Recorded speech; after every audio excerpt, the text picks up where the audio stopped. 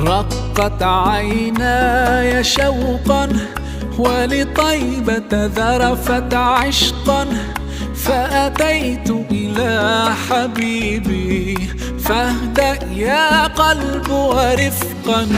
صلي على محمد. السلام